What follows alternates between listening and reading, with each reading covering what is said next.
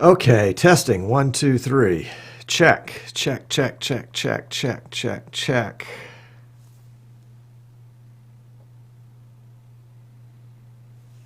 How do you wave like a royal? Maybe that's it. Oh my goodness. Hold on. Let's see. What's going on here? Nope, nope. Late breaking email from Martin K. Dun, dun, dun, dun, dun, dun. All right. Outstanding. Martin K. will be a guest on the show in December. So says the interweb. So let's see. I think we got it here. Let's turn this miniature interweb device to stun. Okay. Yeah, that's good. That's good. That's good. That's good.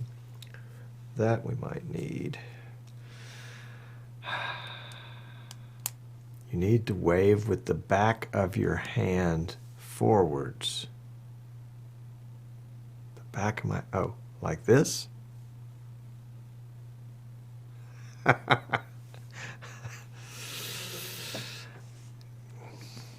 I do have some English blood in me, because I am half Bahamian, and all of my Bahamian folks, I think, came from England at some point. Because in some cultures, showing your hand can mean go away, danger. Okay, well, here we go. Danger. Look out. Show's on the road. Oh my goodness. Oh my goodness. All right, let's see who's here. Bill's still here. David is here. Thank you, David. I'm sure they told you what happened earlier. Johnny's here. 368. Welcome. I don't know if they told you what happened earlier. John's here. John, did you find out what happened earlier? Kent, did you hear what happened earlier? North Carr, did you hear what happened earlier? TC did. Wayne did. Anderson did. The wife didn't. Tommy did. Blaze might have. Merle didn't. Mark didn't. Tommy House did. Richard Ignacio did not. Freedom Sound did not. Jan, I think Jan did. 422 did. Dave, I don't know if Dave did or not. Paul did. Prashana did. Martin Stuckey did. And Chris did not. The Sinclairs were from Scotland. Yes, yes. But the Sinclair that was from Scotland went to Canada, then went to Bahamas, married my grandmother, and then moved to Richmond, Virginia. And my grandmother's family is the one that's from England. So it's English and Scotch on one side that became Bahamian, and then who knows what on the other side. Virginian is what I've been told. One day I'll have to check it. It is 1:56 here. This time change has really thrown me off because I showed up for my show an hour ago, and I don't even know if that was the right wrong thing to do. Oh my goodness. It was hilarious. And I was all set to start the show, and I looked down at the clock and it said 1:02, and I said, oh, I'm late. And then I said, no, I'm 58 minutes early. Oh my gosh. And I'm also a day early too, but that's intentional. This is not an accident. This was intentional. I'm going on the road tomorrow. What do we got? We got a couple minutes. I'm going on the road tomorrow to a church near me, about 2 or 3 hours away. It's a church that has multiple campuses, and they want to be able to stream. Stream may not be the right word. They want to be able to send the live video from the main campus to the 2 remote campuses with no latency.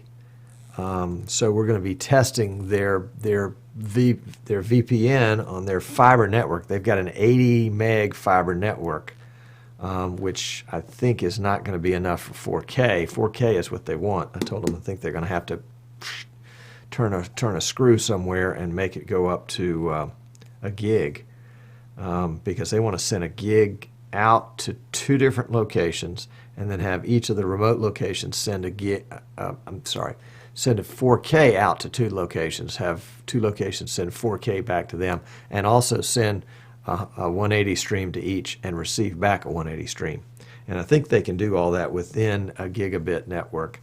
It's going to be close, but they're also, it's like 35 miles difference between all the different campuses. So it's going to be a fun test. I probably should take a camera with me and take some video of that, because I think you'd probably enjoy it.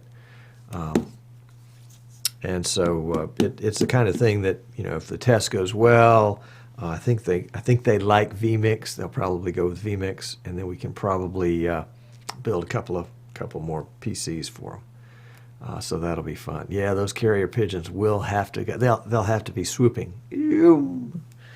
Okay, let's see. What do we got time-wise? We got another minute. We're going to start out today's show with today's setup. So we'll talk a little bit about the setup. It's pretty much the same as last week.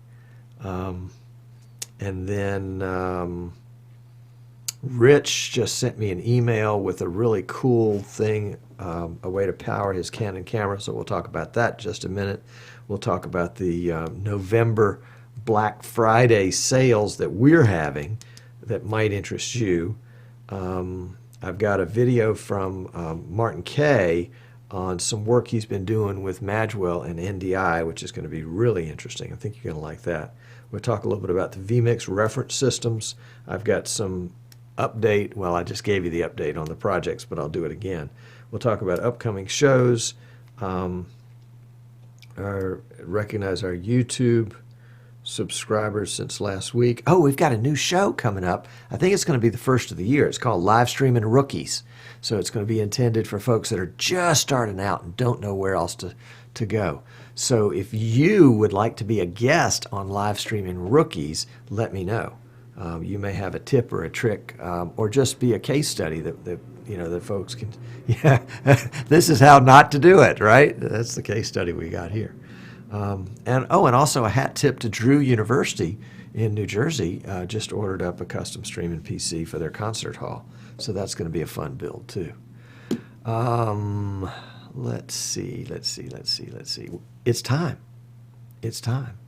Okay. The wife says, me. That's good. I don't think I've ever had, I'm trying to think. I've had a Brit on the show. Do you guys mind if I call you Brits? Is that not to be, is that offensive? Or should I call you Englanders or something like that? Because Martin Kay's been on the show before. And I've had an Aussie on the show. And I've had a Swede on the show. And, of course, I've had Americans on the show. I think I've had a Canadian on the show. Let's see. Anyway, and we could have a Dane living in Sweden, so we'll see. Okay, this will be fun. All right, so let's get the show geared up and ready to go here.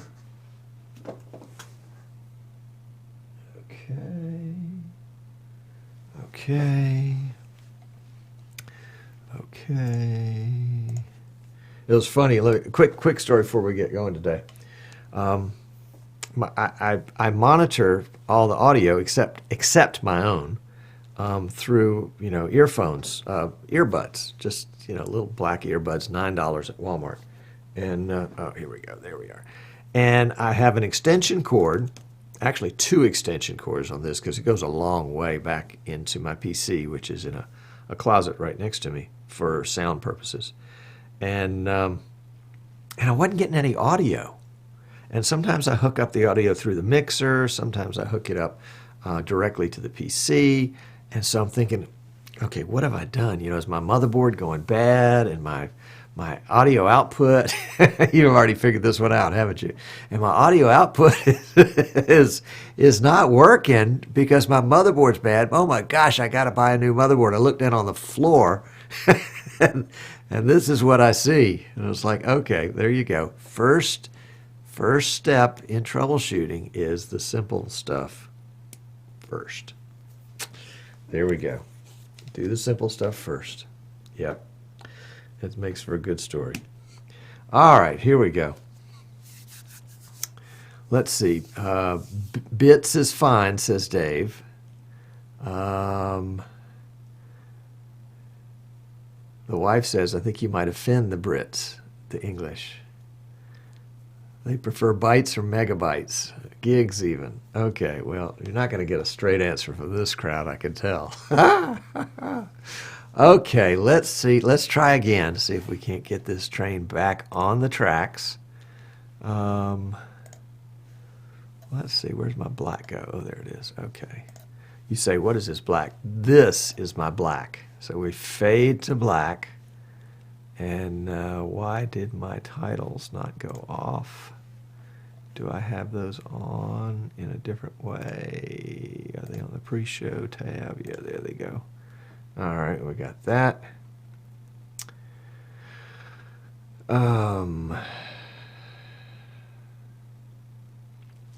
Oh, let's do one more thing before we get out. Let's see.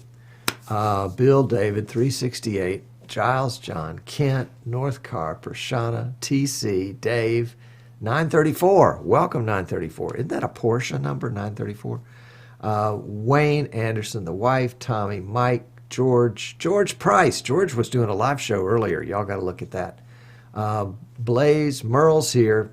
Welcome, Merle. Rich, Freedom Sound, Jan, 422, Dave, Paul, Martin K, Tommy, Prashana, and Martin Stuckey. Okay, I think we got it. Good. This is the rare Tuesday episode. So let's go back to black. Let me drop the mic, get ready to record, and we're fixing to rock and roll.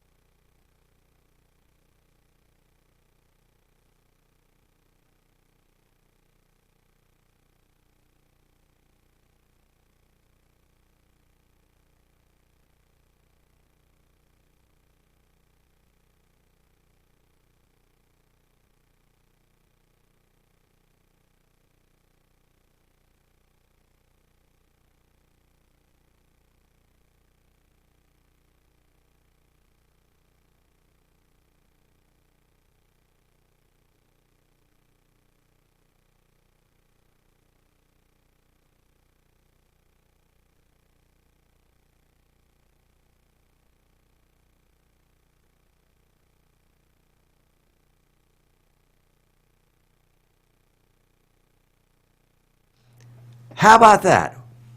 Let's turn up some audio. You know what?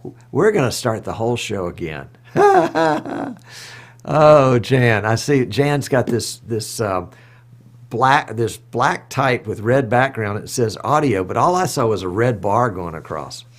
So don't do black and red. Do maybe white background with black, or black background with white, or white background with red. Actually, black and white are the best too. Actually, yellow, but see, it's already yellow. All right, so we're killing this recording. This is the pits. If you if you're watching us on YouTube after the fact, there are actually two different YouTubes that you can watch. You can watch the show, which is the point where I hit record at the beginning and unrecord at the end, or you can watch the full show that includes the pre-show and the post-show and all this kind of stuff. So both versions will be there. The unpolished, unvarnished, true life look at what really goes on in this show, and then of course my very best effort. So this wasn't my best effort. Let's try it again, shall we? It's called Streaming Idiots for the right reason. That is exactly right. Okay, fade to black. Cue up that one. Nope, cue up that one. There we go. That's the one we want. Drop the mic. We'll bring it back in just a second.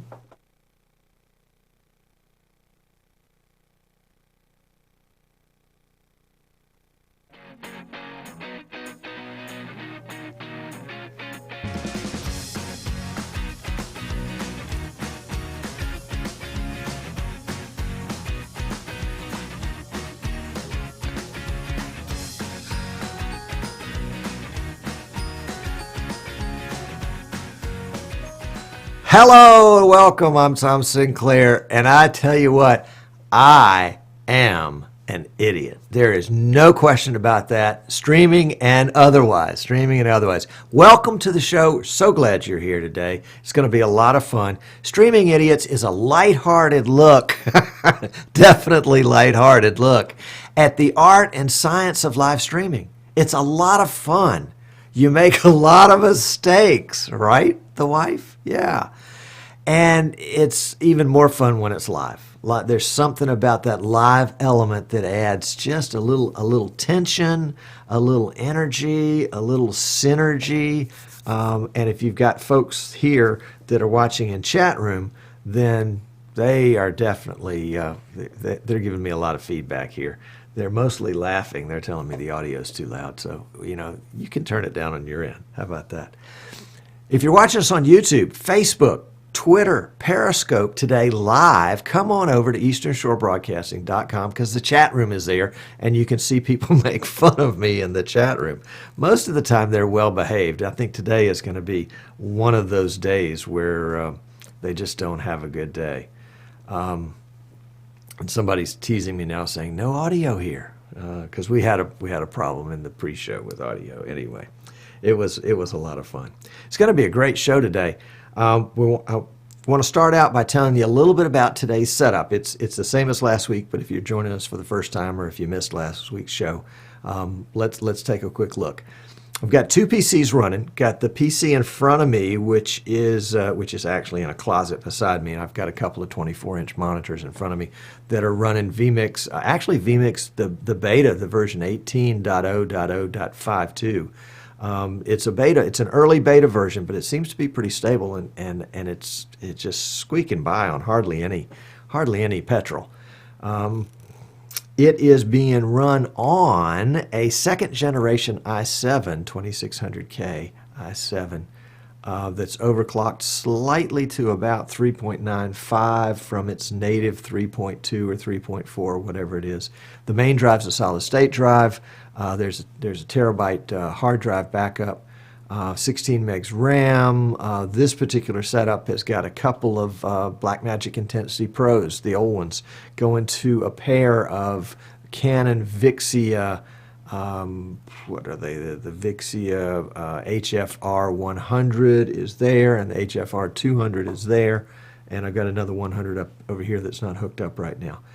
Great little cameras, got them used. They were hardly anything. People practically begged me to take them away, and they do a pretty decent job for less than $100 if you're looking for an HD camera paired up with an Intensity Pro card. And we're going to come back to this particular camera because Rich had sent us a tip on how to power this guy. We'll get to that in just a second. We're using the vMix built-in NDI. NDI is Network Device Interface. It's made by the company that that made the TriCaster, the company called NewTek, and they are experts at transporting video from here to there. And they're doing it with very little latency, like millisecond latency. And so what we're doing is we're using the NDI to send this program feed to this laptop over here. Now, this is not just any laptop. It's an Asus Republic of Gamers. It's a gamer's laptop, so it's got an i7 in it. It's got I think it may have 16 gigs of RAM. I need to check. And like the other main PC, I forgot to mention, it has an NVIDIA graphics card. Well, that's part of the secret sauce, is the NVIDIA graphics card, because vMix offloads a lot of processing to the graphics card, and it allows CPU that might otherwise be marginal to do just fine with no problems. It's got a hard drive in it too. They're both connected to a gigabit switch, which again is part of the secret sauce. And so it's going to pass through, right now it's sending about 80 megabits per second of data from the production PC to the second PC, which is the output of this program. That PC, that little guy over there, is streaming to YouTube and Facebook. This guy in front of me is streaming to Periscope and Twitter, and then that guy's recording 1080p. We're doing everything in 1080p, but we're streaming 720p. Have I lost you completely on that one? If I have, shoot me an email at tom@easternshorebroadcasting.com, and I'll review it with you. I also build custom PCs, so if you're in the market for something like that, I can talk with you about that. Let's see, what do we do? So that's the setup. Before I forget, I want to give a shout out to the folks that have subscribed to us on YouTube. I really do appreciate when folks subscribe, because it's a compliment to me. Now, maybe you're just looking for some humor that you can laugh later, but that's okay. So hat tip to Trina and CGSO 101.7 FM, Roland, Adriano, Robert, Yoli, Mashani, Cat Pictures, Brad, Jose, Adam, Mr. Evan CA, Rofio, ISF Miami, Vaughn, this is interesting, Model Railroading University, and BTS Online. Those are the subscribers since last week's show.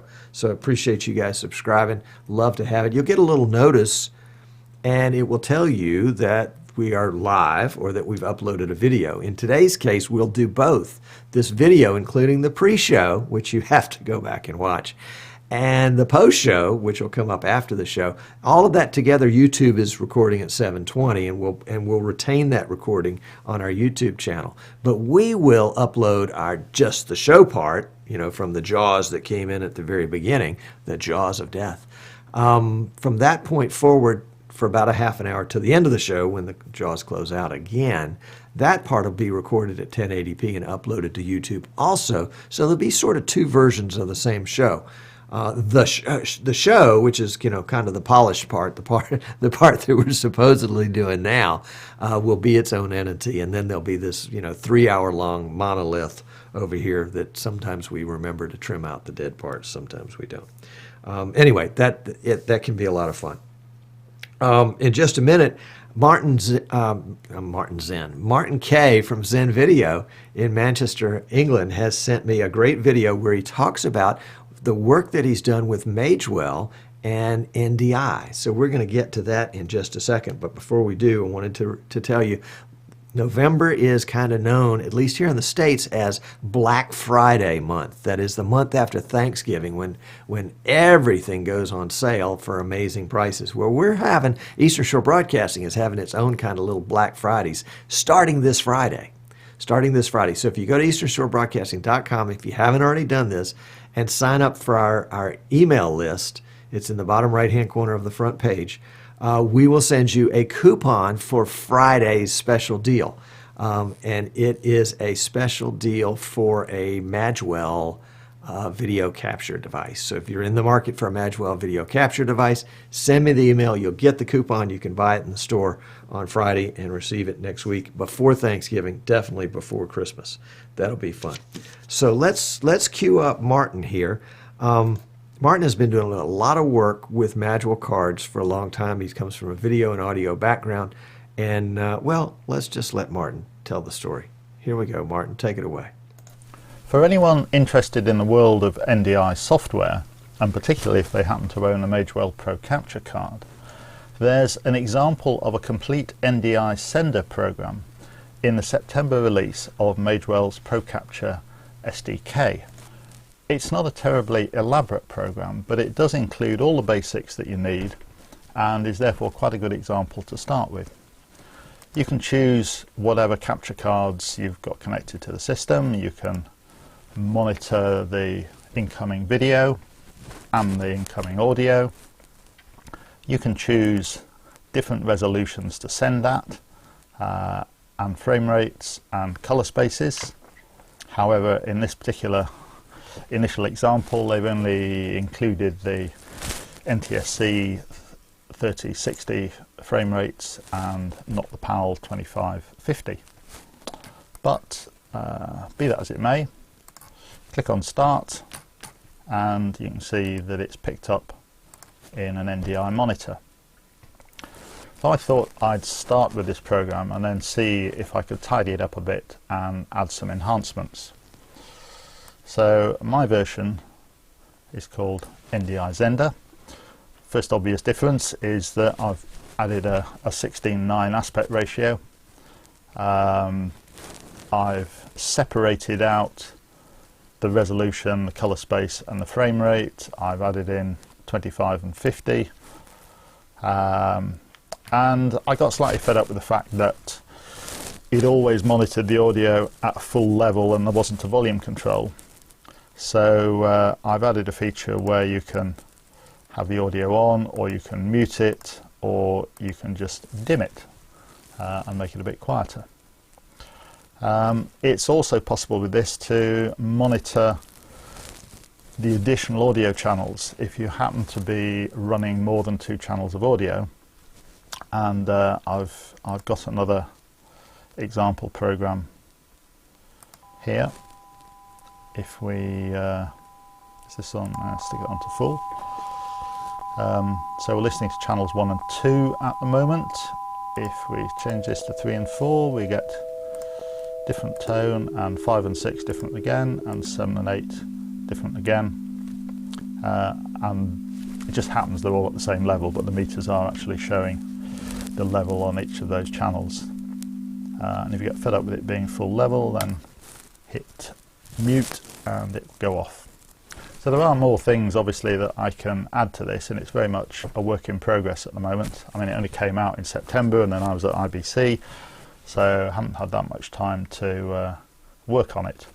But what I will show you is another program that I'd already started doing before Magewell came out with this one.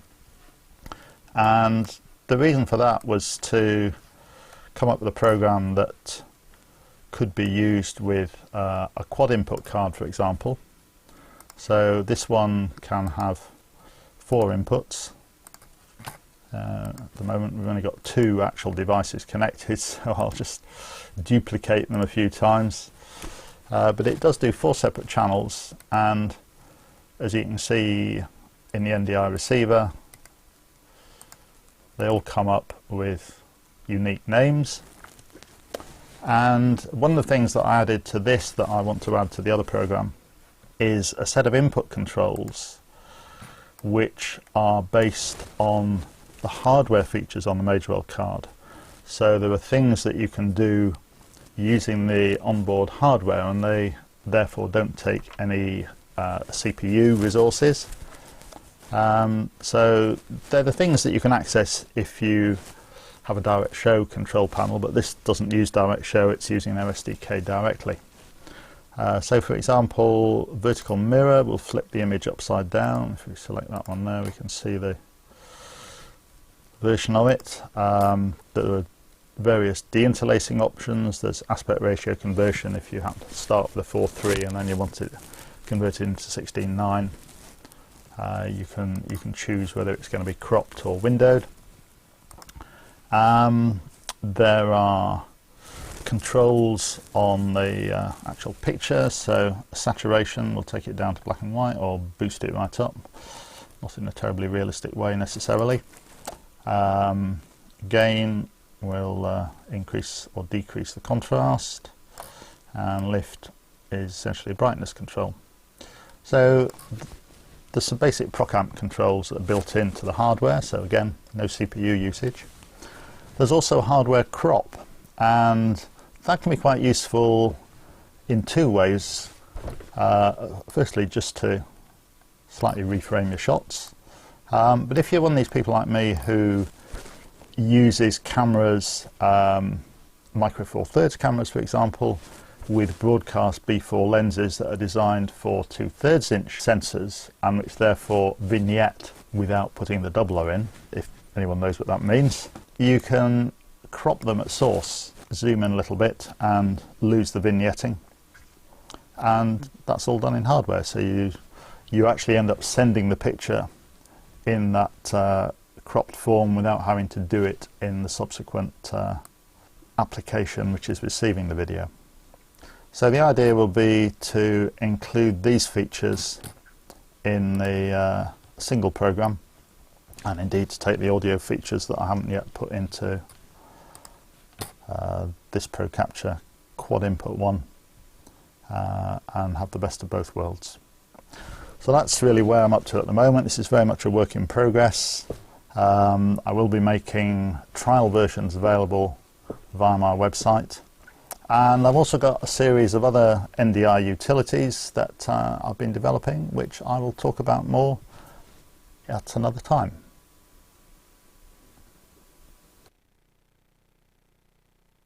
And I think that another time is going to be really soon, because Martin has agreed just this morning to come on this show in December and talk some more about NDI and Magewell. It's going to be really, really interesting.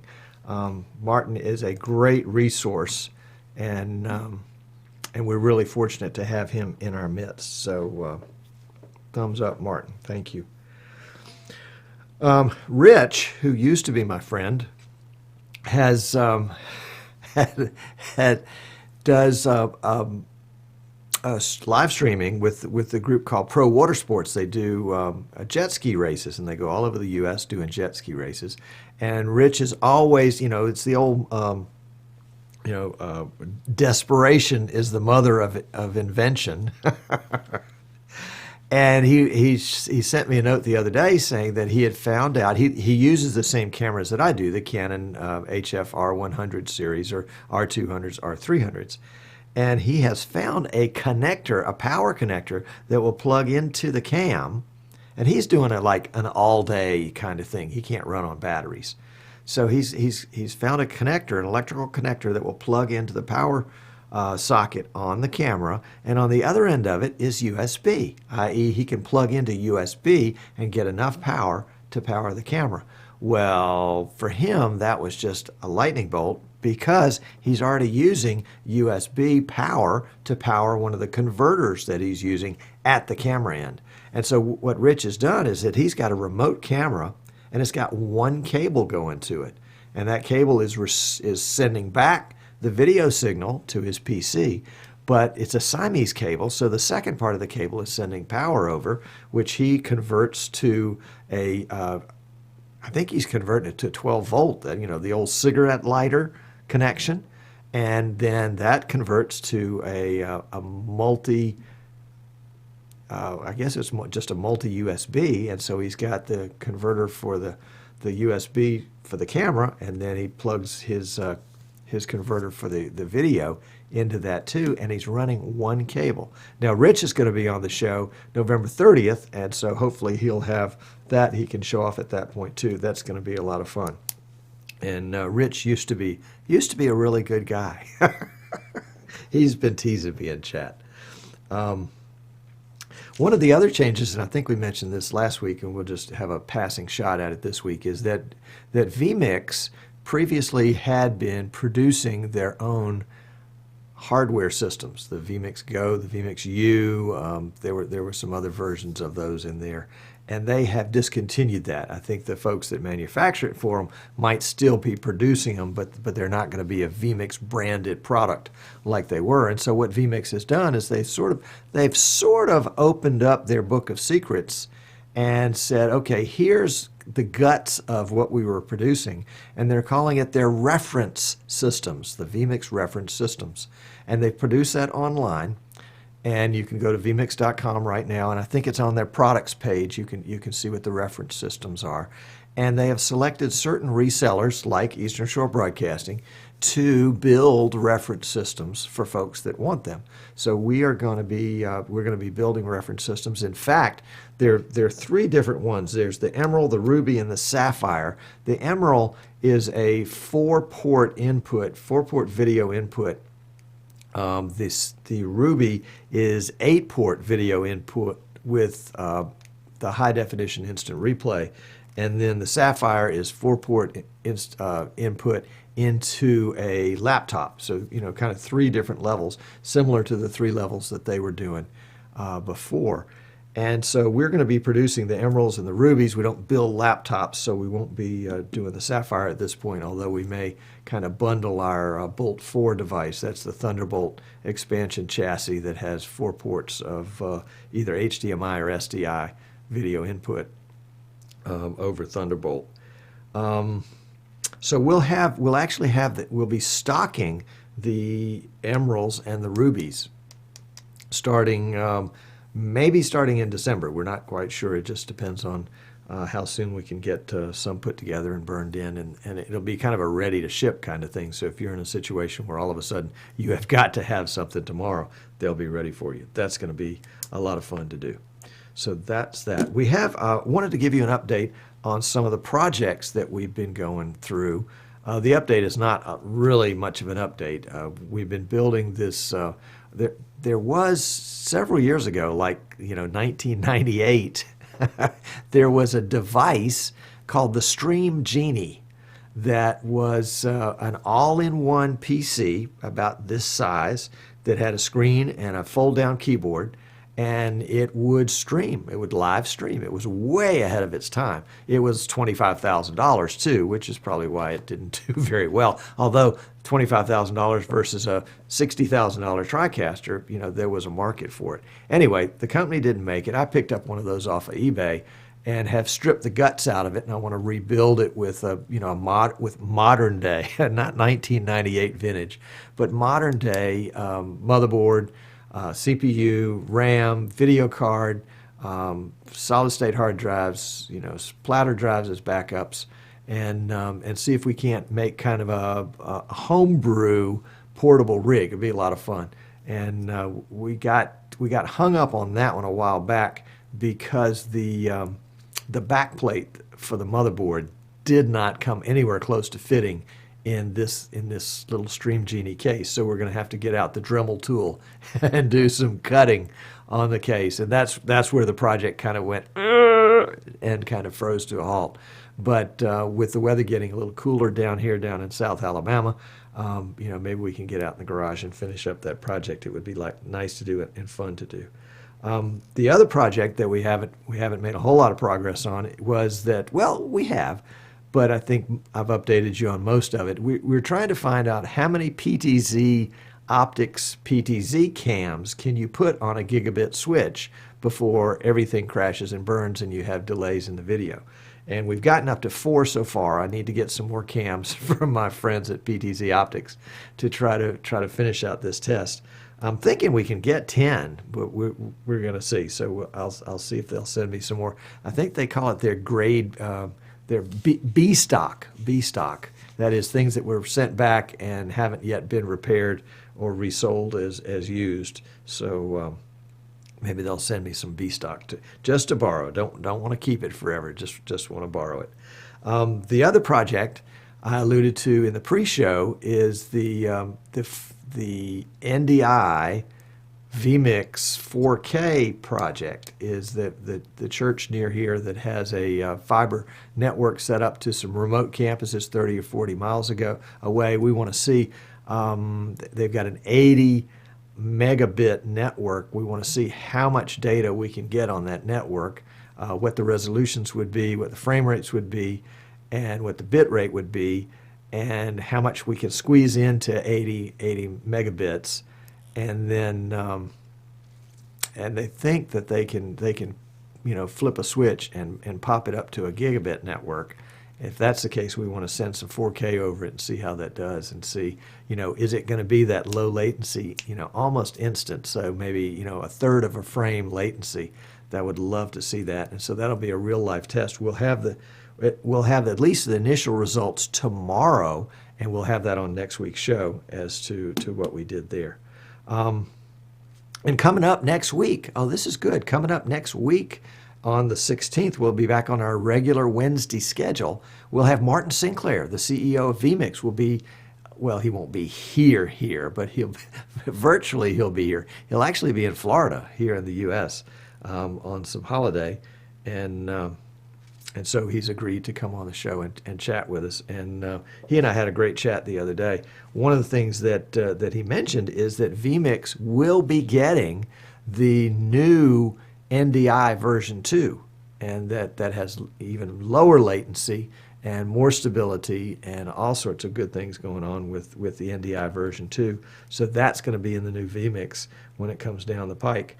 He says that if you're running like an i7 6700K processor with a good video card, which is what they did on their last vMix Funtime live show in October, that because remember they were running 4K cameras. They had 3 4K cameras to run at the same time, and they said they figured that each 4K camera added about 20%.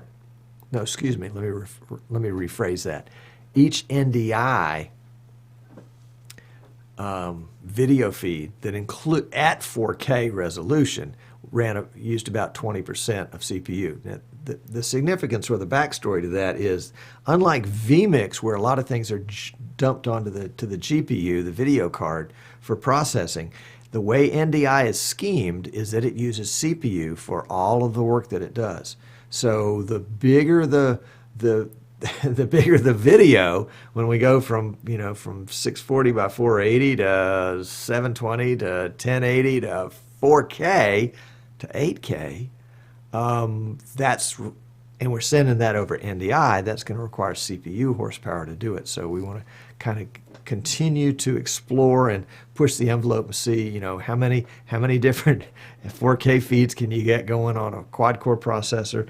What about a 6-core processor? What about, remember we've got some of the problems that are popping up on some of the X99 systems with some of the graphics cards. So, there's some things to keep a lookout there.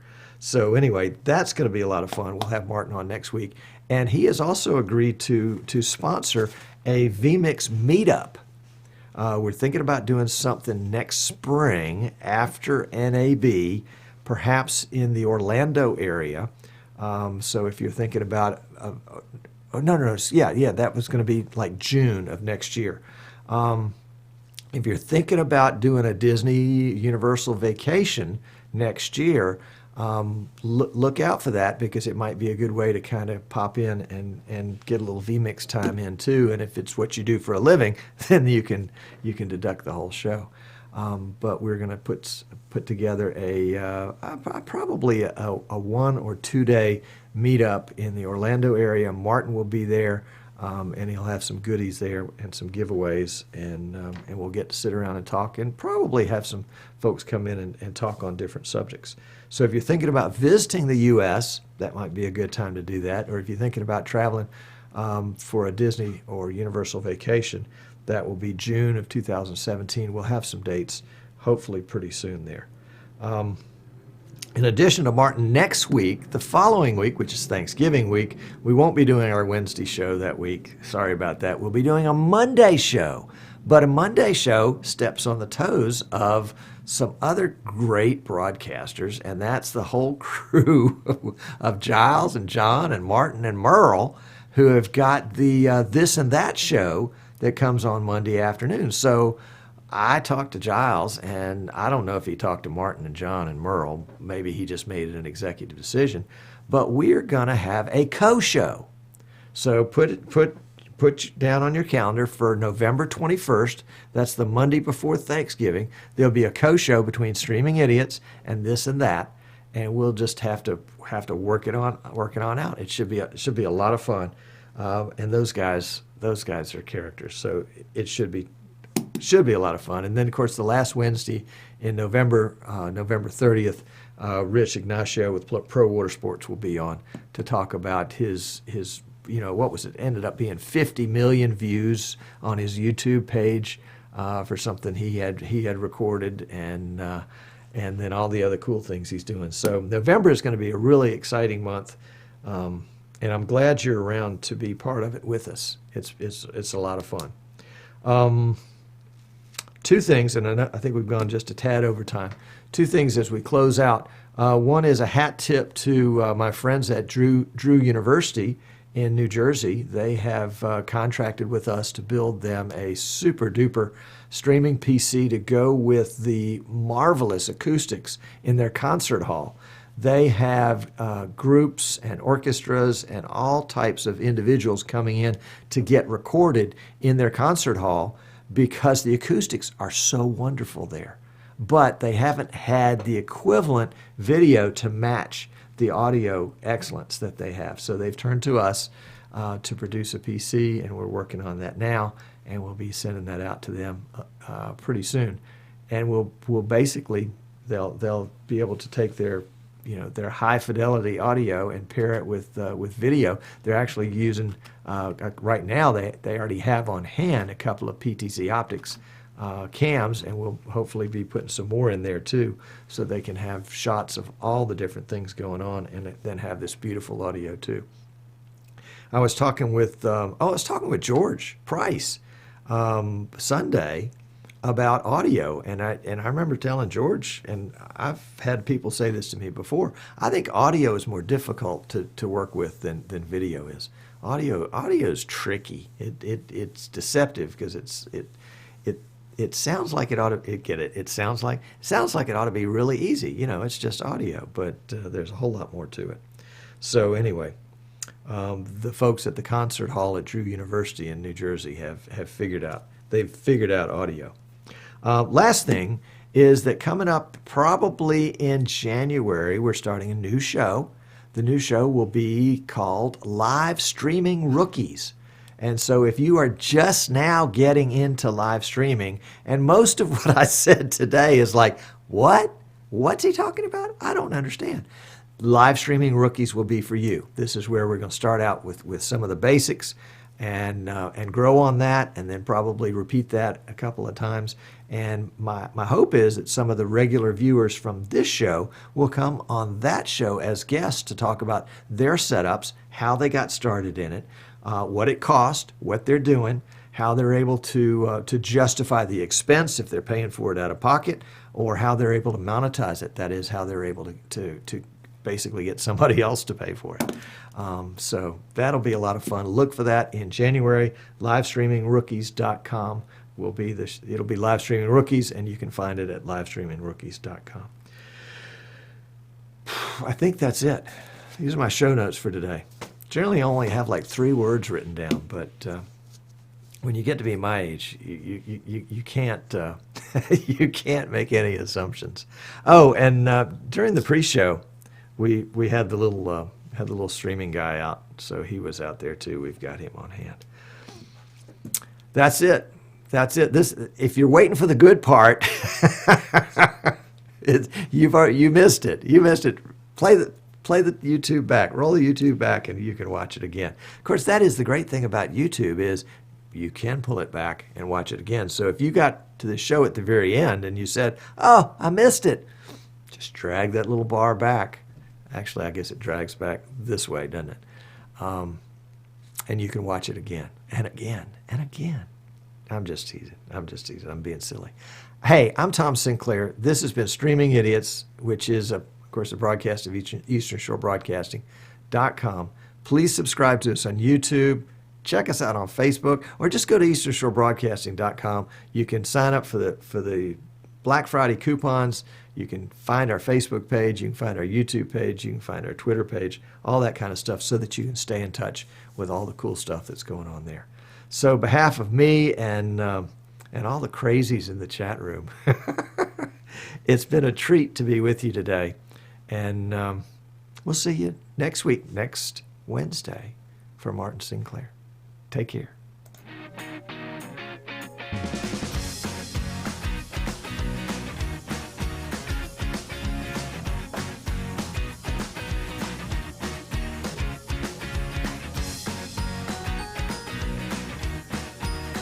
What a show. What a show.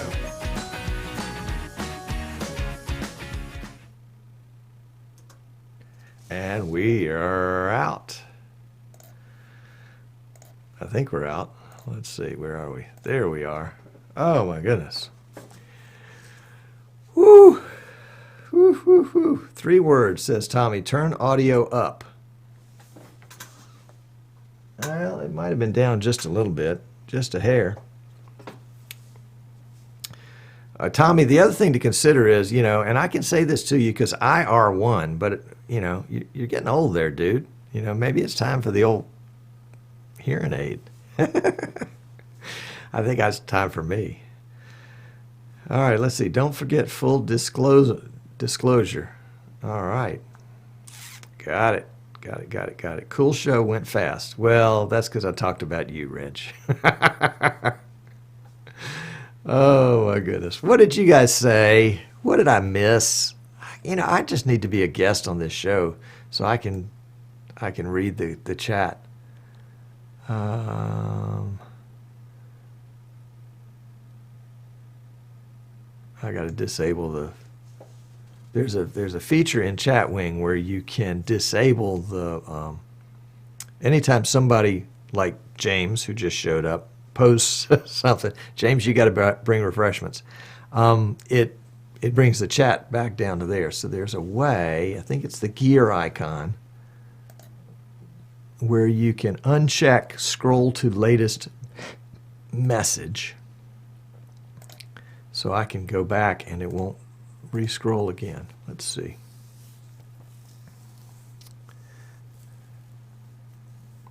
All right. If John and the wife are coming, we'll get a date. Oh, that's something I probably is a good post-show conversation about a meetup. We're thinking about a meetup. We're thinking about Orlando because it'll be a kind of a fun place to be. Martin will have just come from Las Vegas for NAB, so he doesn't want to hang out in Las Vegas much longer. And he tends to do some holiday in Florida. And so, I thought if he could be there, that would be great. And he has agreed to make some contributions to fund this event. And so I was thinking about, a day and an evening and another day where we could have, some vMix people speak. Don't know who, what, where, or why. Actually, you guys could be a great help. I'd like to get 4 or 5 people together as kind of a vMix meetup committee to kind of put the program for this together. I think it could be just a lot of fun. Having done that kind of stuff with other fields in the past, I acknowledge that sometimes just the hangout time, the decompression time, can be as valuable, where you're meeting people and you're sharing ideas that's just kind of off the cuff. But it's also nice to have a program where some things can be intentionally communicated. By June of next year, we may be looking at vMix 19. There may be some really new news on the NDI front, certainly things that have been introduced at NAB. If you weren't able to be at NAB, can be shared there. But more than anything else, I just thought a great opportunity for kind of the vMix community that could be there to come for a couple of days and talk vMix stuff, and then go out and have a ball at Disney or Universal Studios and some of those great places down there.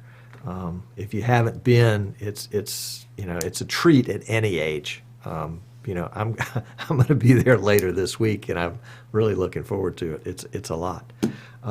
So if you would be interested in help doing some of the planning with that, or if you have some ideas of what should happen, shoot me an email, tom@easternshorebroadcasting.com, and we'll probably have a little Google Hangout or Zoom meeting or something like that where we can kind of chat about the kinds of things that should happen. Rich says we should have our own booth at NAB. Well, actually, I think there's going to be,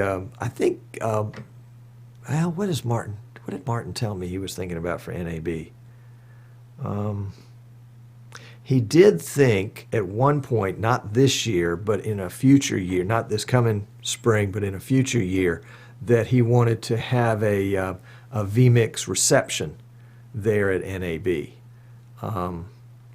But I think that would be kind of a mixture of vMix folks like us, vMix resellers, and then probably other vendors that are kind of have an ancillary relationship to vMix. So the purpose of the vMix meetup in June in Orlando would be pretty much pure vMix. Let's see. Anderson wants to know what cheap stuff I have for sale. What the operative word is cheap. Well, Anderson, I've got this rubber band here. Oh, okay, John. John called the audio fail before it happened, but besides being too funny, it shows a missing feature, a vMix soft mute, unmute function. Well, it's called a mixer. It's sitting right there. All I had to do was push it up. It's not like it's that hard. Actually, I could have programmed it to my keyboard, but I haven't gotten around to that. That's just one of the things that I haven't done. I read John's comment. It says, it's not like you're the only one making that mistake. And I thought at first it says, it's not like that's your only mistake. Oh, too funny. Okay. Looking forward to the rookie show. Good. Well, it's still a little ways off. So in the meantime, shoot me an email. Let's see, what else do we miss here? Streaming Idiots Annual Convention. Yeah. But in fairness to folks that are vMix folks but just aren't associated with this show, we wanted to bring them into the fold too. And I think one of the beauties of that is that, we together as kind of a Streaming Idiots community, we've kind of formed our personality. We kind of have a common body of knowledge, although, it's not, there's still a lot of things that we know that we necessarily haven't shared with each other. But it'd be nice to connect with other people who are coming from a different place, who don't have the same experience. And, it always makes my head explode when somebody comes in and starts talking about how they do something. And I'm like, oh, man, well, if you can do that, then you can do this, this, this, and this. And then suddenly, a whole new train of thought has emerged. And so I think there's a wonderful synergy in that kind of stuff.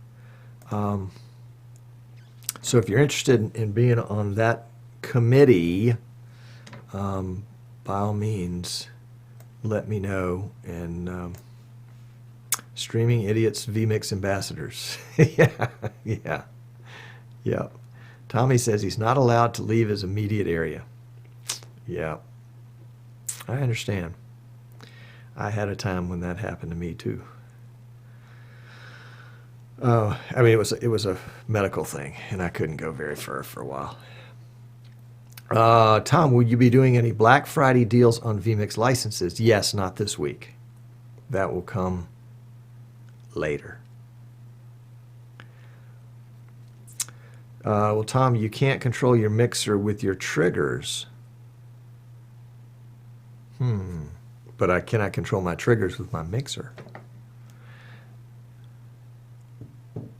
Oh, I see what you're saying. So as soon as, well, yeah, I see what you're saying. I would be, if I could mute myself in vMix, then when I brought my video image back into output to program, that it would trigger the audio to turn back on again. Kind of like the follow button on the audio in the audio mixer on the audio inputs. I understand. I'm not sure what your little bees are for in there. Are you trying to bold something? Oh, goodness gracious. Goodness gracious. This is too fun. Let's see. Who's shown up since last time we looked? Guido's here. Welcome, Guido. Glad to have you again. Ba-dum, 368. I think you were already here. John L. was here. James Bowen was late. James, I still haven't seen any refreshments out of you. Guest Jerry. Guest Jerry. Welcome, Guest Jerry. Is that our Jerry or is that a different Jerry? George Price, we already recognized. Matthew's here. Hey, Matthew, welcome. And Peter. Welcome, Peter. All right. Glad to have you guys. Tommy says, thank you again for my help on my video capture question. You are more than welcome. You need to mute, unmute mic during the intro play out. Yes. What happened to the audio switcher? I don't use it. It's just me. John is just trying to be bold. Oh, look at that. Very bold. Tommy House, has anyone ever built a flight case for your gear? Aha. You know who has is Sasha. He's not here today, but he is like StreamUniverse.tv or something close to that.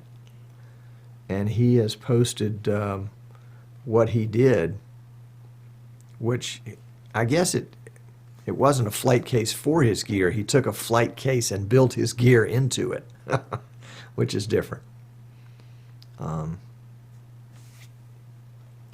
Same principle. Oh, Jerry says, it's me on a small tablet. Made for video, yes. TC says, no, the software one that switches the inputs in vMix with whoever's sweeping. Yeah, no, I understand. It is available in my store. I just don't use it because I'm the only one speaking. I mean, I guess I could use it to trigger my audio. That's interesting. I could use it to do that.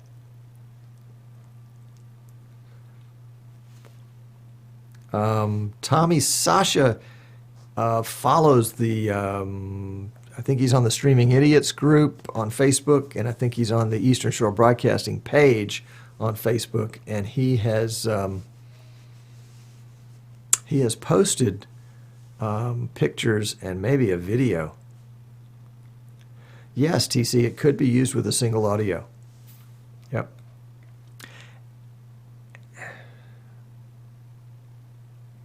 But actually, the purpose of that one is not to activate audio, it's to activate video. I wonder if I could use it to activate audio. But see, I pulled down the audio on my mixer, not on the audio mixer. So that's the thing. We need a trigger function to set volume to some level in XX milliseconds. Yeah, yeah.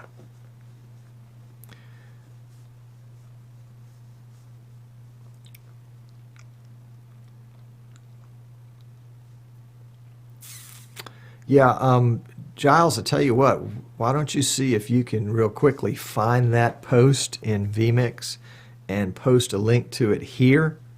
Whoops, here. And we will all go in and OnePlus it right now. All right. And Giles said, Tom, you only need to use triggers built into vMix for what you're doing. I don't understand. All right, Rich. See you next week. And then we're on for the 30th. Don't forget.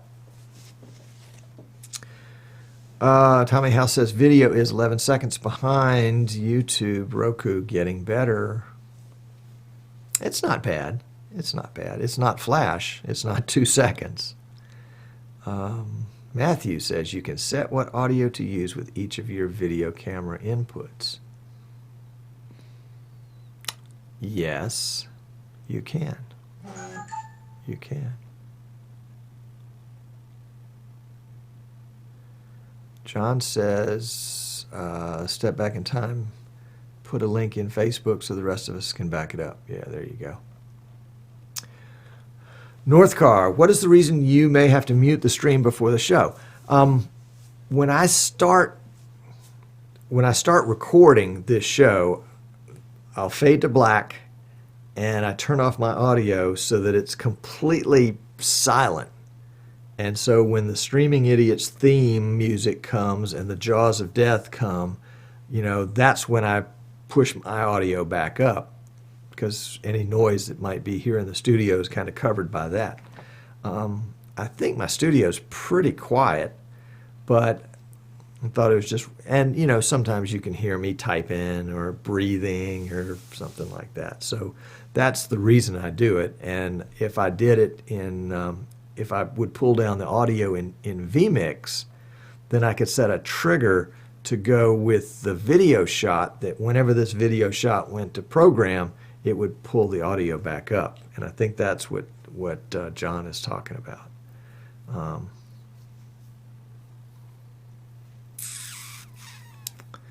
right, Giles says, to turn your audio on off, you only need the built-in vMix triggers. Really? Okay, I'll have to play with that.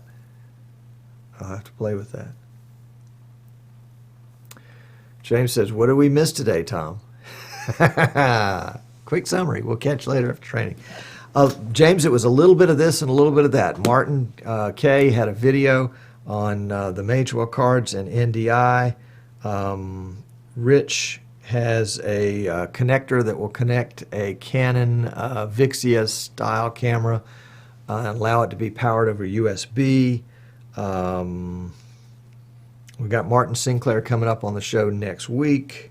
Those are kind of the highlights. Oh, and the week after that, we've got a co-show with Step Back in Time and the Step Back in Time TV This and That show. That'll be fun. All right, Giles has posted his thing. All right, bye, Tommy. Take care, my friend. Paul says, great show at 1 and 2. Thank you, Paul. All right, Matthew says, set your mic audio only to cameras. Yeah.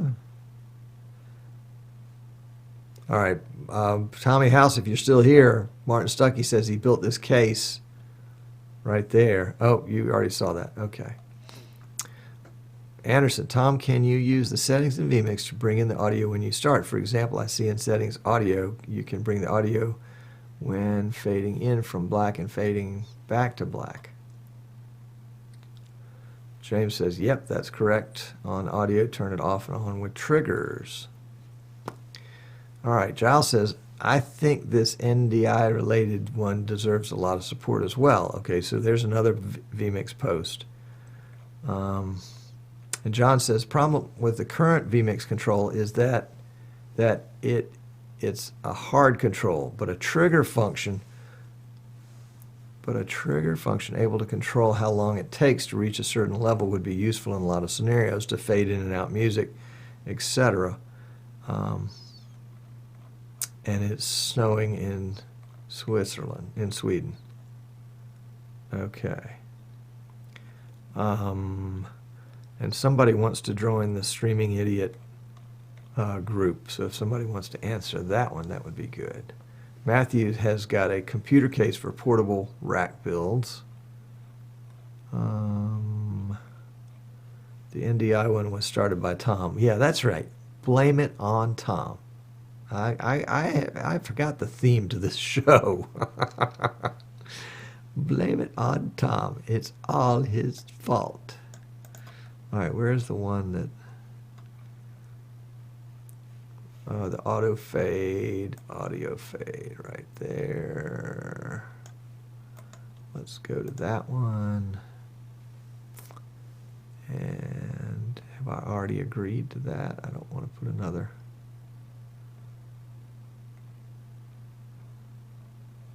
I probably didn't agree to it because I probably just didn't understand it.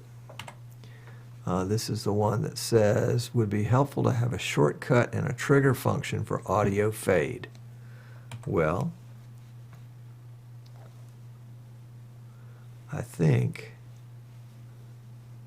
I will +1 it. So you guys go in and +1 it too. It will be a conspiracy to +1.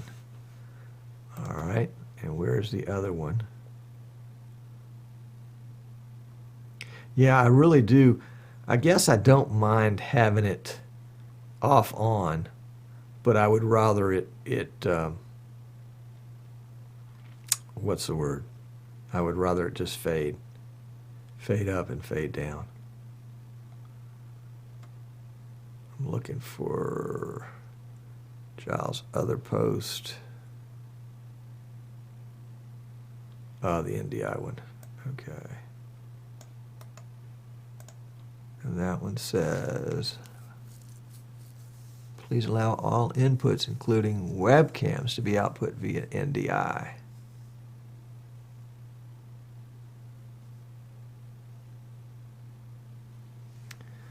That's interesting.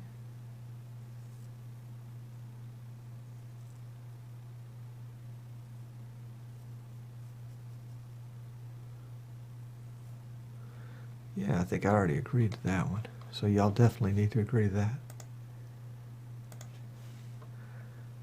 Okay, what else did I miss here? Facebook group Streaming Idiots.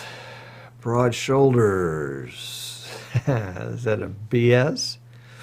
The audio off on function is quite hard. It doesn't click, so it works well for show end. Oh, but it doesn't click. Okay. James will watch the show later. He left the drinks behind. Oh, he left drinks behind me. He's a wise guy. Not just webcams, but composites multi-views too via NDI. Yeah, that's a good idea. That's a good idea. Any input ought to be available as NDI. But you get to select, not just have all of them helter-skelter. The same way you go to, let's say you're doing a multi-view and you want to select what input should be included in this multi-view. It just has a whole long list, and so you pick it. And you could do the same thing with NDI, and you could just check this, that. Right.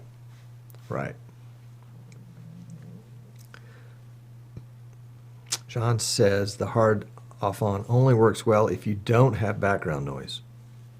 That's true. It does not work well if you switch from advertisement video to a sports arena with ambient mics. Yeah. That's when you want the audio to just kind of fade in, not just pow, hit it. Yep, there you go. So, well, I'll try that for next week. I did use triggers. I don't know if you guys noticed it today. Oh, sorry. I used triggers on the lower thirds. So when Martin's clip came on, it triggered a lower third that stayed on for 5 or 10 seconds and then faded out. At the very beginning, when the jaws of death opened up and I appeared, the lower third faded out after 10 seconds or something.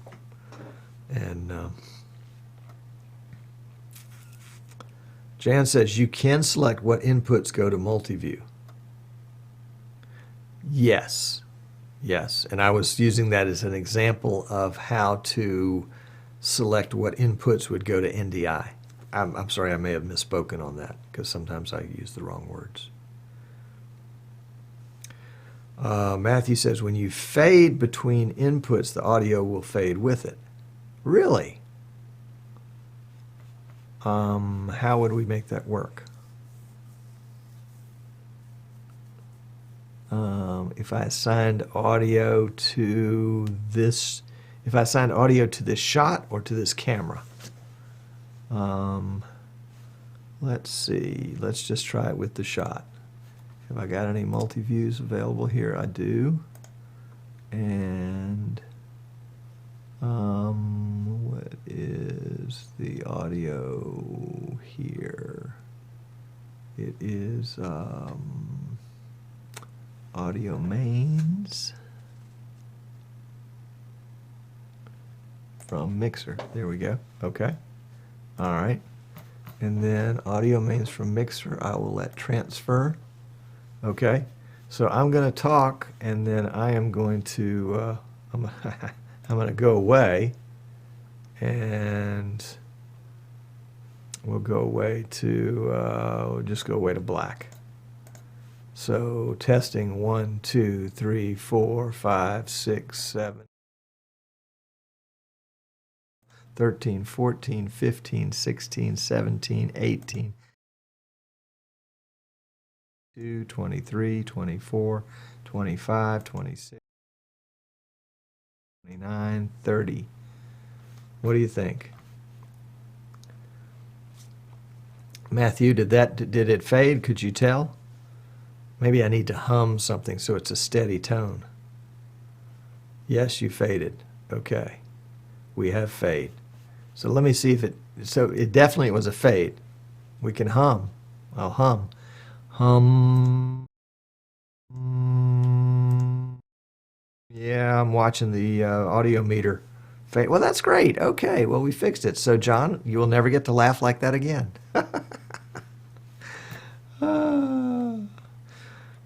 Yes, I did do the follow audio. Yes, yes, yes.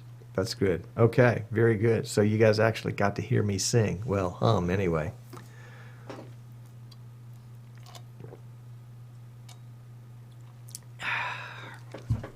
Lemonade. All right, so I need to say that as part of my part of my preset. So let's save preset. How do you guys name your presets?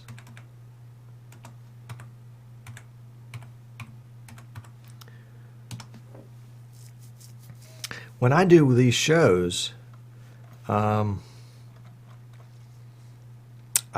name the preset the date, and then next week I'll come back to this week's date and load that one, and then modify it, and then save it again. And in this case, today, I mean, here in the States we do the date differently. So today was 11/08/16-18 to tell me that I was using version 18 on this one.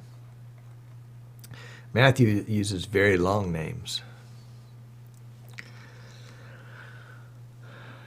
Broad-shouldered one. You sure that's not an abbreviation for BS? Just checking. What's the tune you were humming? It was my humming tune, Tommy.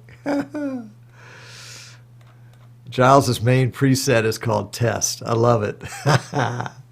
I think we've all got at least one of those. Test 1, Test 2, Test 3, Test 4, Test 5.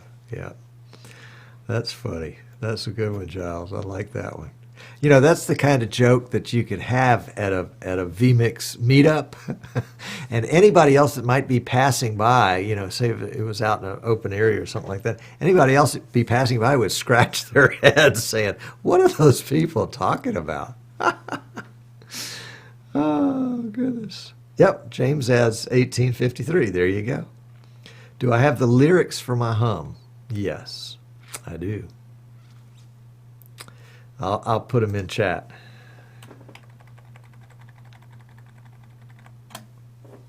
There you go. That's the lyrics for my hum, Tommy.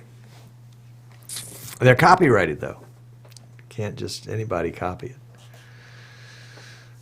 So we got this thing. So I don't have to. So when I go to black, I don't have to fade my mic out.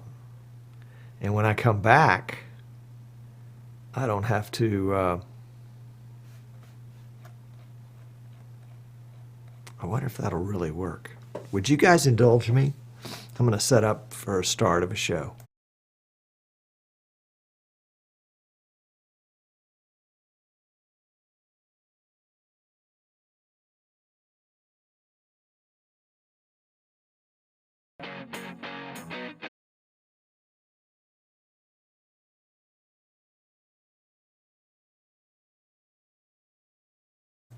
Yeah, that didn't work, did it? Because it was only attached to this particular multi-view. Yeah, and you see the lower third coming on. It'll stay on there for a couple seconds and disappear. That's part of the the pre-show. So I wonder if I attach, if I find my original camera shot, will it do that? So we'll go to the original camera shot right here. And where's the audio? The audio is number, check, audio is number 21.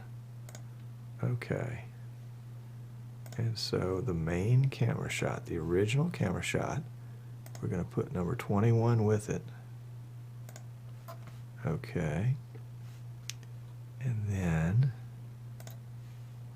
check, and then I'm going to unattach the mic from this one. Okay, check. So the mic is on, and so let's just go to black and see what happens. Check 1, 2, 3, 4, 5, 6, 7, 8, 9, 10. No, it doesn't work. So when I attach it to the main camera, it doesn't necessarily pass through to any other input that uses that main camera.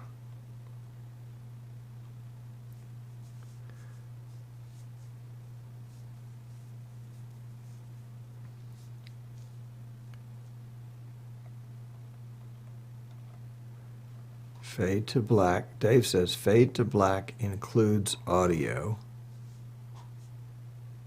Oh, yeah, Dave, but when I say I'm fading to black, I'm not really fading to black. I've just got a black screen and I fade. So you're saying that if I did a fade to black, testing 1, 2, 3. Testing 1, 2, 3, 4, 5, 6, 7, 8, 9, 10. Well, we could do that. The why is that Streaming Idiots popping up again?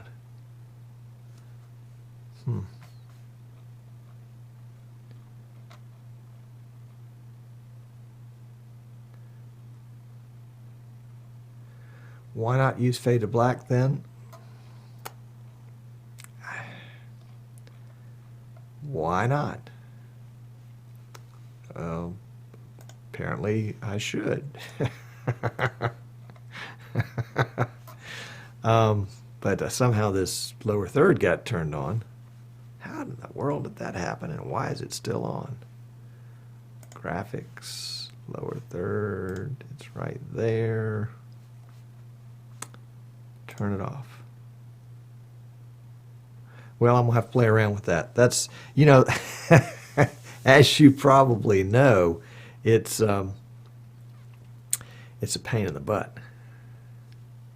All right, so I can go from this screen, and let's cue up the show opening. And so if I fade to black here, if I click the fade to black button, the FTB, once, and then I press it a second time, is that going to switch from preview to program? Let's try it. 5, 4. Fade to black. No, it didn't. It's the same thing. It just faded in and faded out, I guess. I don't know. Let's see if does it show on the NDI input. But all it does is fade in and out. Does it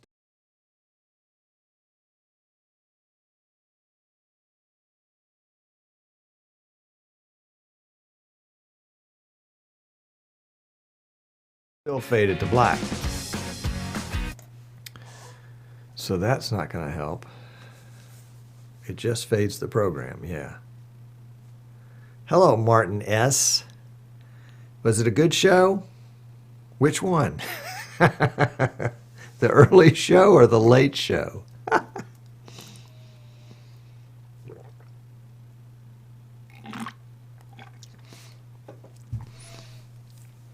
But you can change what's in the program while I fade to black. Yes, you can.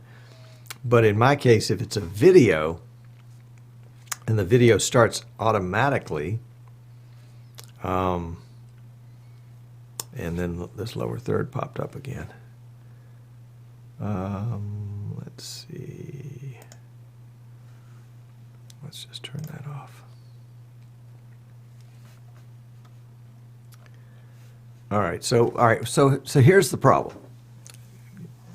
I want to start my recording with a black screen, and then I want to bring in the Jaws of Death and the audio that's with it. And then as it opens up to a green screen, and through multi-view, my main shot, this shot, is on that green screen, but I don't want to leave that there the whole time, because if I switch away to it and switch back to it, it starts up again. So I go to a shot that is just this shot. Boy, that was a terrible explanation, wasn't it? Let's see, maybe you guys have already figured it out. Use a trigger to undo fade to black on your intro video. You can make a trigger on the end of the video on completion to turn mic on.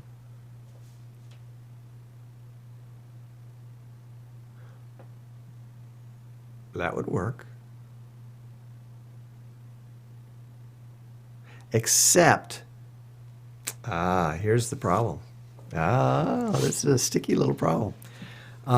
In this case, the video runs probably 20 seconds of video, and then another 8 seconds of audio. After the jaws have completely opened and disappeared, the audio from the video continues to roll. And so the video is still rolling, obviously.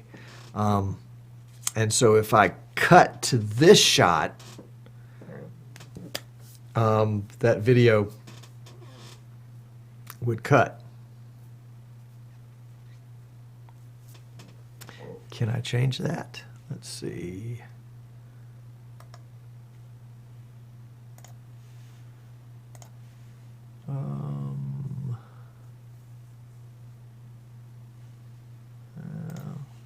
Maybe not. Well, I'll have to play with the fade to black. When I first started doing vMix, what, 2 years ago, a year and a half ago, I was coming from a VidBlaster world, and we didn't have a lot of the toys in VidBlaster that we have in vMix. So I didn't use FTB. I just just made a black screen and started from it.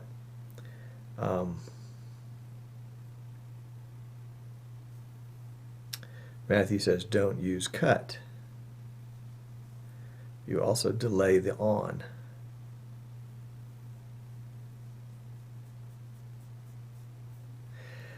Yeah, I'm gonna have to play with it. I mean, if you guys were sitting here right next to me looking over my shoulder and I could show you things, it would be different. It's so hard to do it like this because, you know, things that I'm doing are working the way I'm doing them, but probably aren't the best way to have solved the problem. But I'm kind of a, once I find a solution, I'm ready to move on to the next problem kind of guy. Anderson says, only the output is faded, so you have to set the output first before fading back in.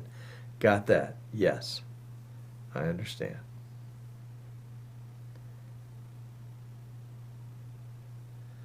All right, Jan says, so you can use on transition in with delay.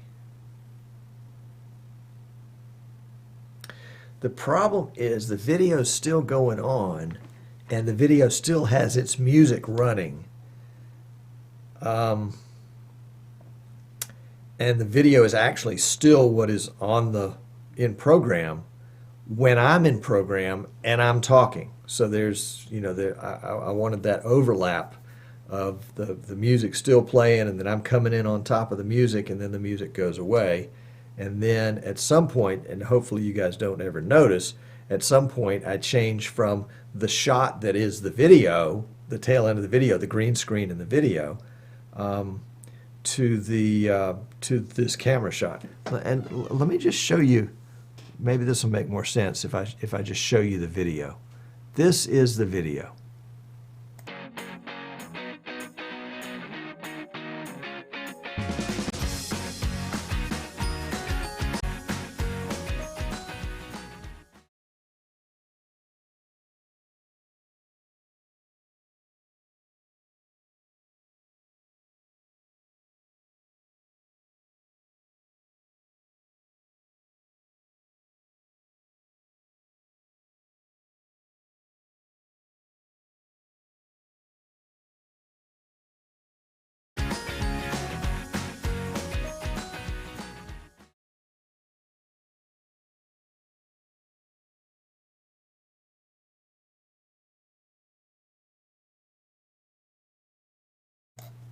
So it continued to play, and I'm sorry, I had I had turned myself off. And so it plays green screen for another 10 seconds as the music goes down. Yeah, let me leave my mic on and show you that again. So this is the video.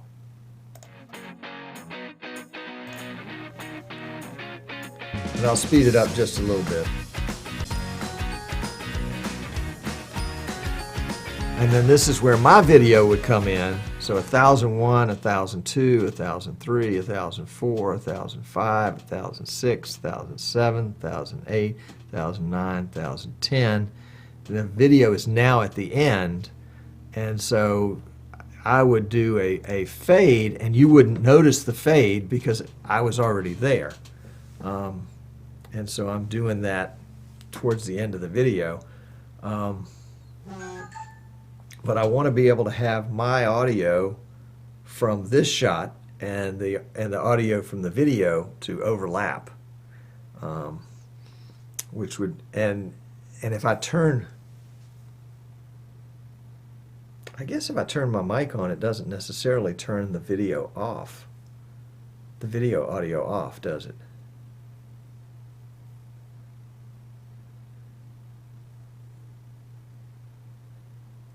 All right, Anderson says, all you need to do, Tom, is when in black, change the output, and when you fade in again, it will play the video in the program, but set the video to play on take.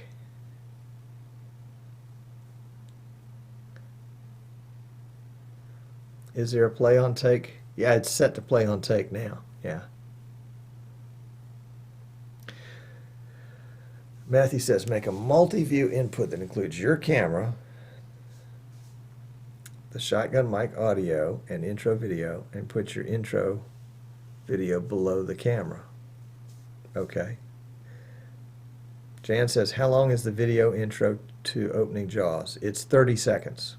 20 seconds of what you can see, and then 10 seconds of green screen. And James says, just talk over the end music. Yeah, yeah. Yeah, and then let the video play itself out.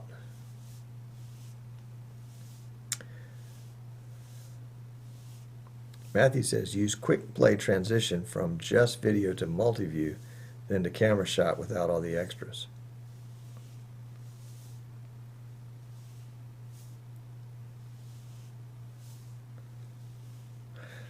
I could. I'm not sure I understood exactly what that would accomplish.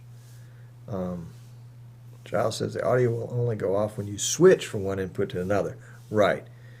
If both have follow audio on. So the intro vid would need just the follow audio set to off.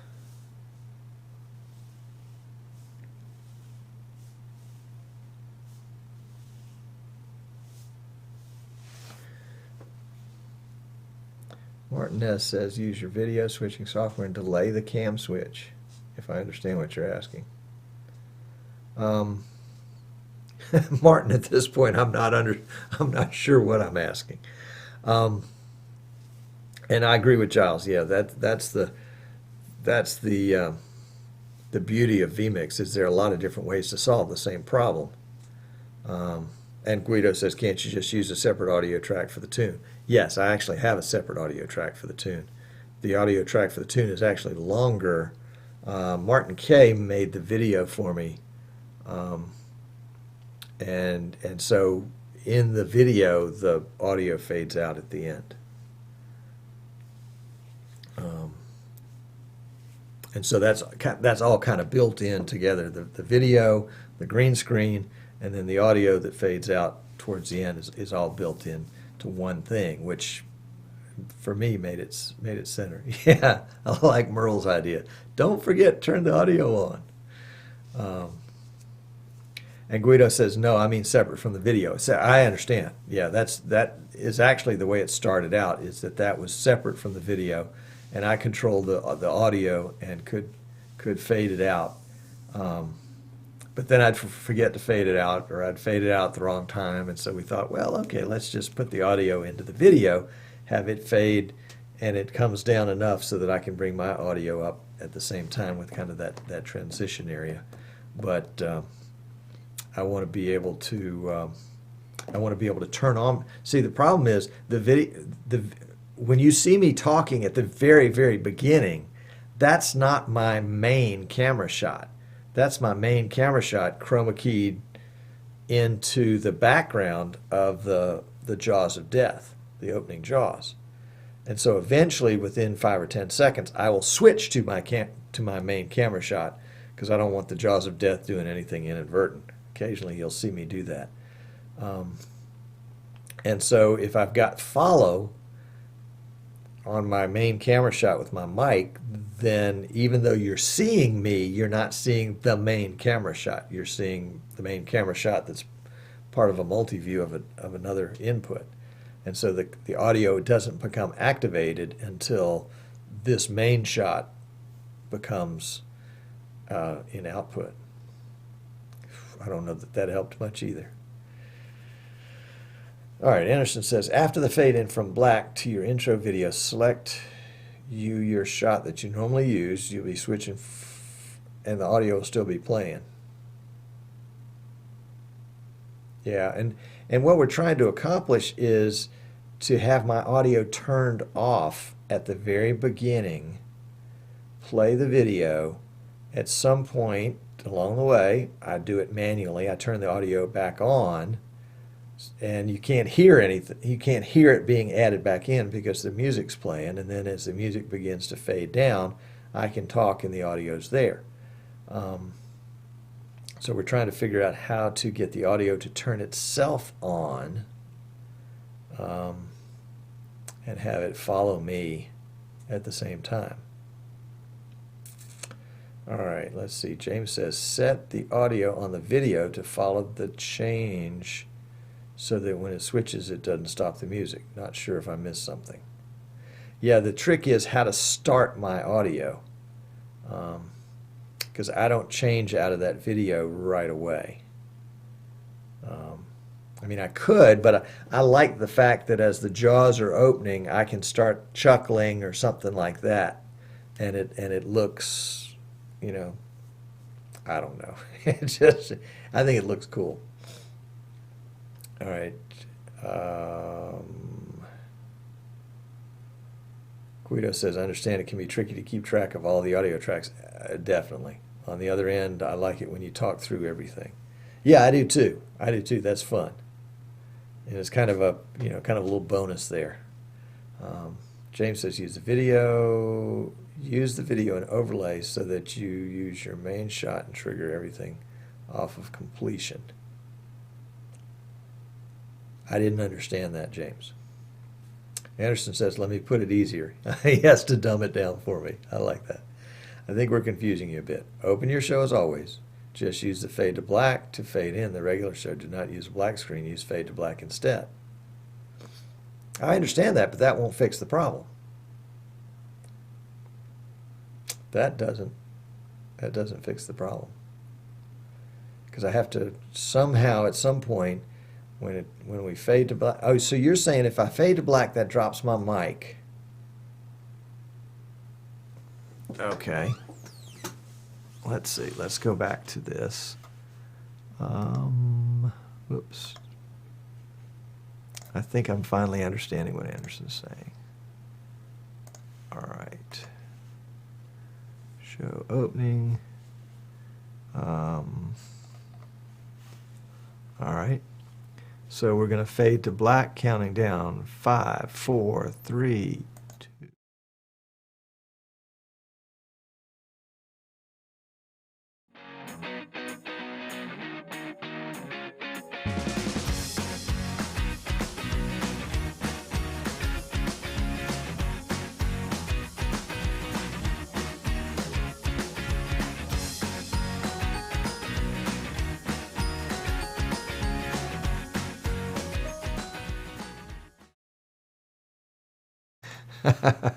Well, something didn't happen right there. Let's see.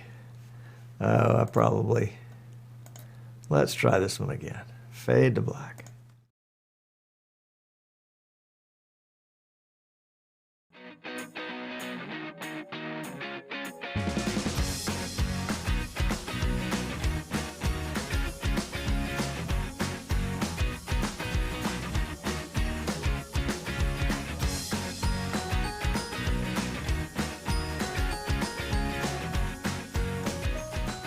And now I'm still in the video. Check 1, 2, 3. Still in the video. Check 1, 2, 3. And now I am. Yep. Now I'm in my regular audio with the back. I mean the regular camera shot. I didn't use follow on the audio. I do have the audio still attached to this shot. It seems to me when I do the transition between the opening video from preview to program, I have to click a transition button on that and click fade to black. To get it to come in smoothly. I can use a trigger, yeah. All right, let's see.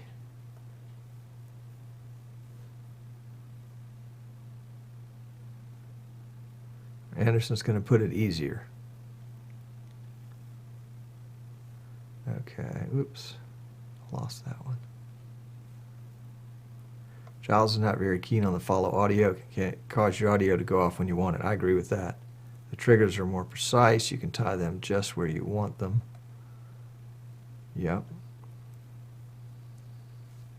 You can do it with triggers. Keep it real simple. Use fade to black or a trigger to turn it on as the intro plays. Just keep quiet until you're ready. Yeah. I'm used to that. Thank you, John L. It is a cool intro. Martin K. did that. All right. Jan says, on intro video triggers follows on transition, audio on, mic input delay, 20 seconds.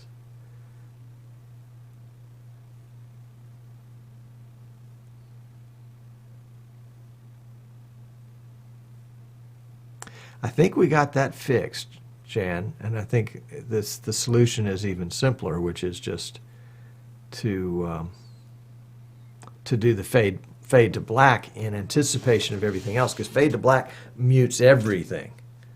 And I don't have a problem with my mic being active as soon as the video starts, because the video starts with music.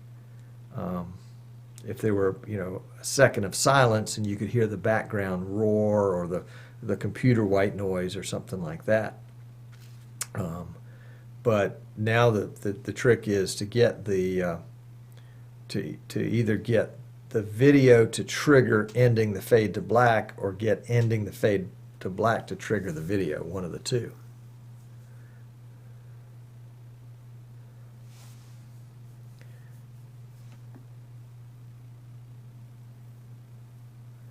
All right, let's see. James says, load the video's overlay 1, and on completion it will turn the overlay off. During that you can turn on audio. You can turn your audio on with trigger. Yeah, that would work. That would work. And then just have the overlay turn itself off.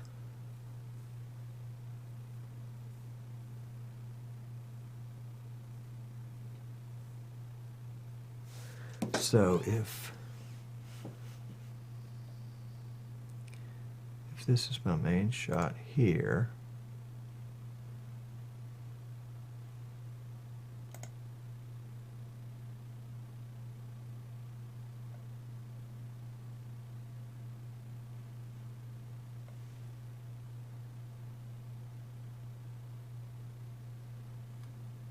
I don't hear any audio at that point.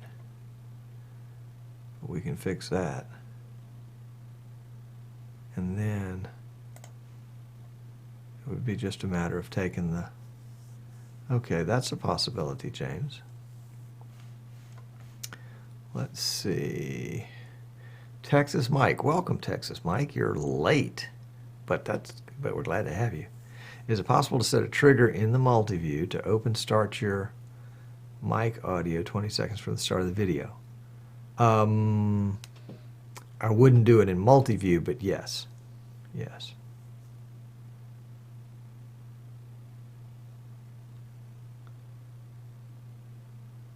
And Jan, about the set a transition in with calculated delay, yes, that would work.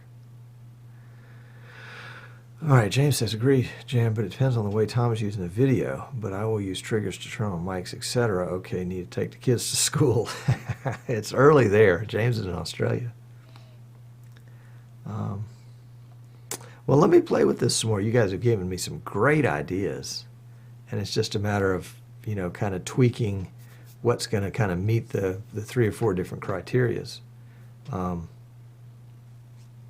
if we can have a trigger that will either trigger fade to black when I transition the opening from preview to program, that would be probably perfect. Or if a fade to black would trigger, see, fade to black can't trigger anything though, can it? Unless I had a shortcut that would do both fade to black and would start the video. That might work. In fact, that might even be the simplest solution. Let's see if we can do that. Shortcuts, edit, add, key control. What key am I not using? Oh, this will be easy. Those are all MIDIs. All right, let's just use F4. And the function is going to be transition, fade to black. Okay. And then we're going to add, find, F4. I love simple solutions. Is going to be a cut. And it's going to cut the, should be like number 4. Show open, right there. Okay. All right. Well, let's see if this works. So this is the main shot right here, just regular. And I am going to physically go fade to black, so that's going to fade the audio, so y'all bear with me for a second.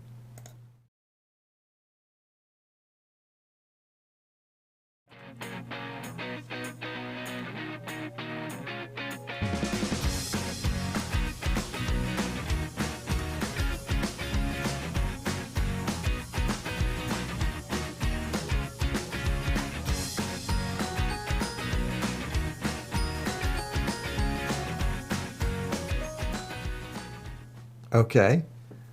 Check, 1, 2. Am I audio? Can you hear me? You know one of the problems that I have is I tend to overthink things. And what I did was really what I wanted to do, which was after I have intentionally made a fade to black,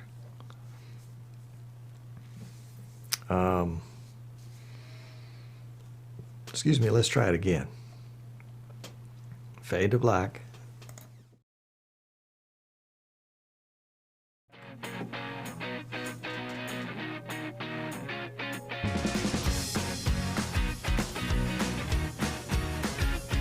Got to get rid of that overlay somehow.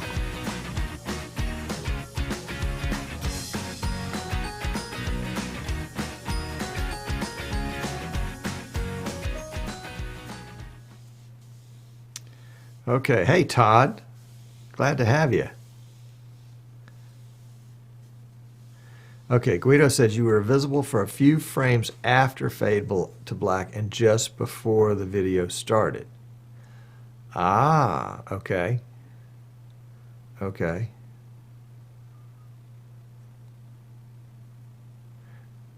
That's where, well, then we could do this too. We'll go here. We'll go fade to black. But I saw myself there too. How about that?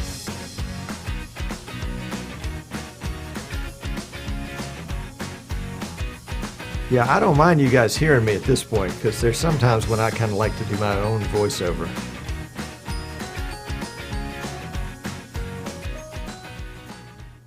Yeah, I agree with you on the overlay, Giles. All right, Jan says, we hear you on intro before. Okay, yeah, that's okay.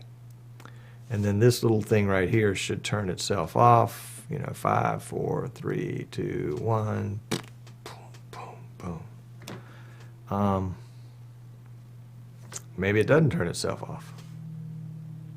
I'll turn it off. And I turned it off, but it's still on. That's interesting. Oh, that's because I'm still on. This is still the show open thing. So it would go right here. Now it's activated itself. It'll stay on for 10 seconds to turn off. So Giles didn't see me this last time. Yeah, the last time is because I went, I think, let's try it again. I'm going to actually go to black. This is black image. Boom. Now I'm going to fade to black. Boom.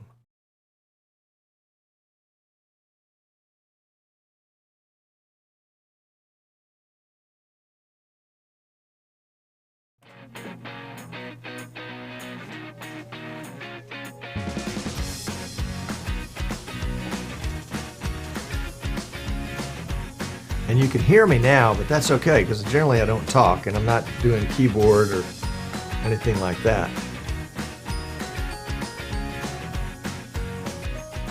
And now I'm still in that show open video. Still, you know, it's got some green screen. And it's at this point that I've already queued up my main shot. And so when I go to my main shot, now I'm in the main shot. And I'm still flashing up. Okay. All right. That's interesting. That's probably because the video hasn't restarted at that point. Let's see. I think it's supposed to restart. Oh, it restarts on transition. So that means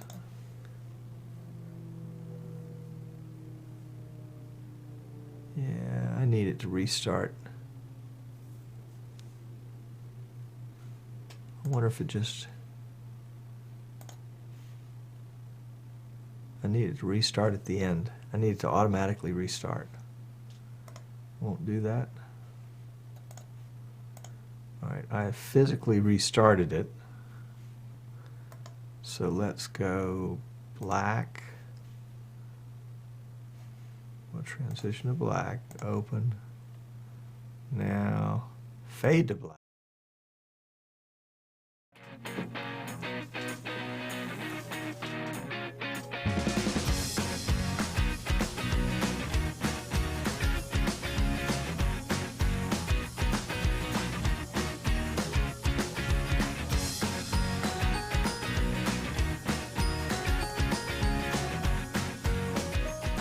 We've got the, this is still the video shot right here, and I'm going to fade into the main shot, which doesn't include the lower third. The restart function, yeah, see and this is the kind of the crazy thing, is that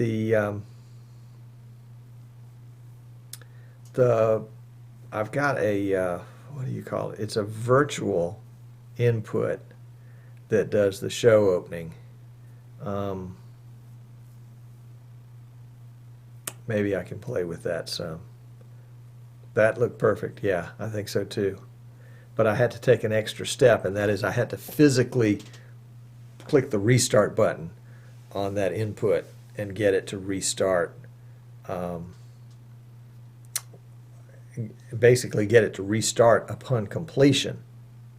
I don't know if there's a trigger for that. I don't want it to play, I just want it to go back to start. I wonder, is there a trigger for that? right, so this is, yeah, that, and so this is, oh no, I can't do that or it'll start. Now, this will show you. Yeah, that's it at the beginning, and it's restarted. But is there a trigger to restart? Upon completion, restart, replay, restart. There we go. And this is the, which number input is this? This is number 18.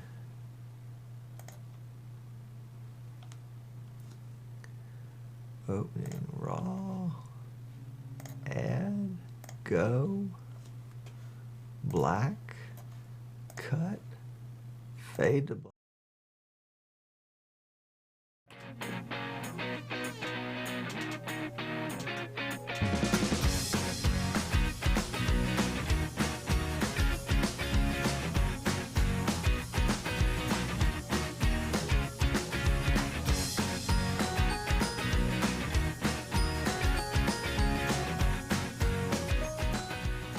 Okay, and I think, who said it? I don't think I need to use black anymore. So, what if I just went fade to black?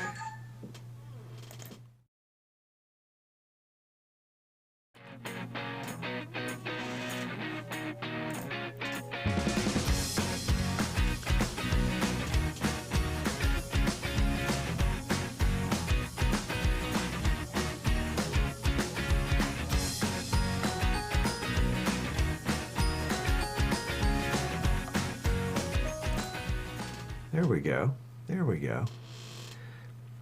And I think you're right. I don't have to use black anymore. The problem, Jan, is that when you select in the configuration of the input restart with transition, it doesn't restart until you transition, and then it says, oh, and it restarts. That's why you see that one last frame of me before you see the jaws open. That's where it's just like, oh, I got to restart. And it goes back to restart. So now, when it completes, because of that trigger, when it completes, it goes back to the restarted position. So it starts at 0. So there isn't that one frame. And Giles says that was fine without the black input. So we're going to kill the black. And we're going to have to remember to start the show with F4. And now we have to do the same thing to get out of the show. But so basically, for all our discussion of triggers, I used two shortcuts that are assigned to the same button to fade to black, but the black was already on, so it basically took the black off, and then it also sent the multi-view for the show open to program and started it, which unmuted, faded up the audio for the video and for my mic. That's going to be perfect. All right, Anderson says, and Anderson, you think these Barbados guys that sit out on the islands all day, they've been in the sun too long, but he's got something there. You can create a shortcut trigger to fade black in and one to fade black out. I think you should leave the black screen on and wait until the opening video starts, then switch to your shot, or turn the odd transition turn off the transition for the intro video and then let it start as a cut since it actually fades in. Well, I like that. I do. We'll try that next week. You guys have seen the intro enough. You don't want to see it anymore. Okay. So I need to make a note of what I've done because I'll never remember next week. So I like Anderson's idea. So we'll make F3 is fade to black, and then F4 is fade to black and the intro. So coming out, I don't need to do anything. Coming out, where's my out? Well, actually, I need to make a trigger for that one. On completion, restart. Oops, wrong one. Gotta be careful with this.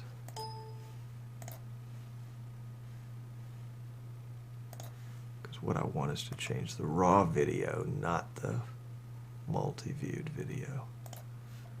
On completion, all. Restart. And this is input number 18.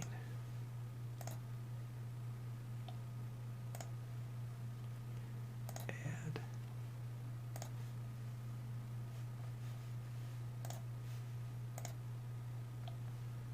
Okay, so show closing is this one. So if I hit the cut button here, you guys won't see the cut. But you did see the cut because the lower third appeared, but had the lower third not been there, it would have just gone on about its merry way. That's great. Well, I don't want to keep y'all because it's up past your bedtime for some of you. And it's time to go to work for others of you. But thanks for hanging out with me today. I really appreciate that. I think we got a major solution to a minor problem. All right, so, hey, Maine Bob is here. Hey, Maine Bob, I got to go vote. So Maine Bob, John, Texas Mike, Giles, 368, Freedom Sound, the wife, Wayne, Merle, North Care, Martin S., Prashana, Jan, Dave. Oh, the list jumped around again. Anderson, Mike L., 934, Martin Stuckey, Giles, Peter H. Thank you very much. You guys are treats. Thanks for hanging out. And I'm going to let the stream go for a minute or two to kind of clear out and get to you. And Prashana, I'm voting for the Supreme Court. And I tend to be more conservative, so I'm going to vote for the person that I think is more likely to nominate conservative Supreme Court justices because they have the long-term effect on our country. A justice that was nominated over 30 years ago is still in office. So I'm in it for the long haul. Thank you. Thanks, Dave. Thank you, Giles. The weather is 75 degrees and rainy, Martin. You'd feel right at home. Thank you, Merle. A good time was had by all. Guido, always glad to have you. Always glad you're here. So let's find something. I wish I had some fish to show you, but we'll just have to say we don't have any fish. So we'll give you the fish tank. Oops. I just closed that input. That's how easy it is to close an input by accident. There needs to be a confirmation on that. Do you really want to close this input? No, I'm an idiot. Don't close that input. So let's see, what can we put in there just for you guys to look at while I'm, this will have to work. There you go.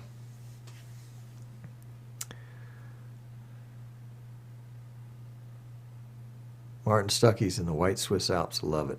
Love it. Very good. Y'all take care.